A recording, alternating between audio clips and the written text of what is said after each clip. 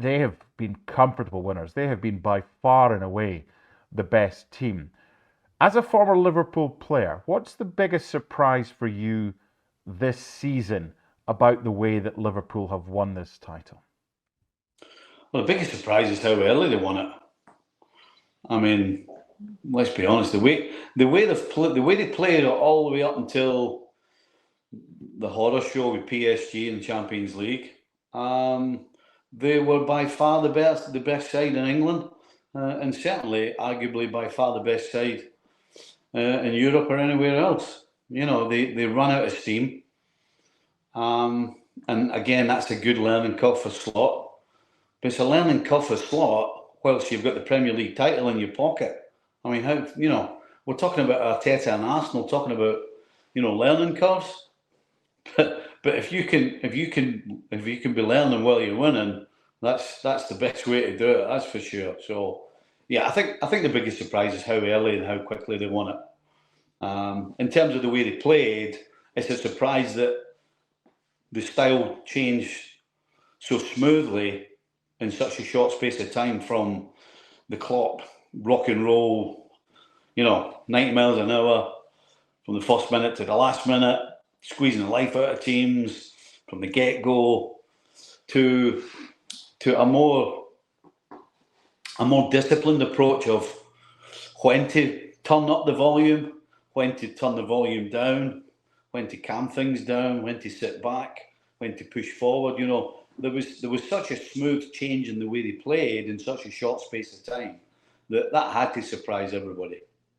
And of course, on top of that, the biggest surprise of all, Gravenberg.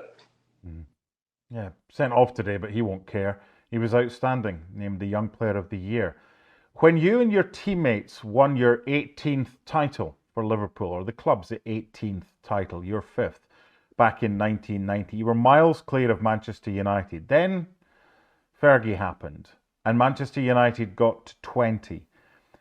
How is it on Merseyside? How is it from a Liverpool perspective that Liverpool has now equalled Manchester United and got those two under Klopp and now Slot to equal United's 20 titles, something they had on Liverpool ever since they got to number 19?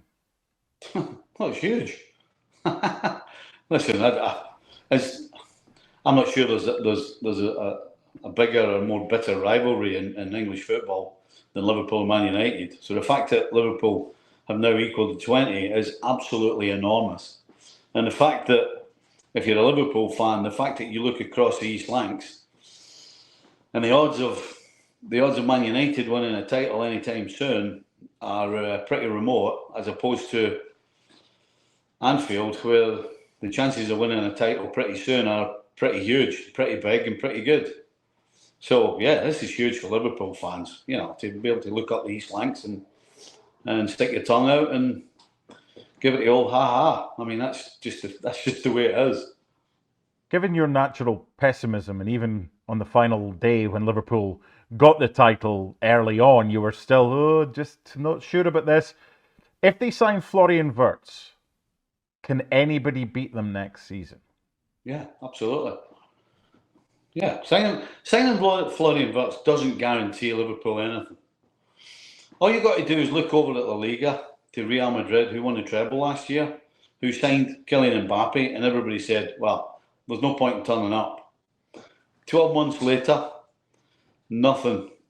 No trophies, no silverware, no sunshine, no smiles, nothing coming from Real Madrid. So you always got to be on your toes in football.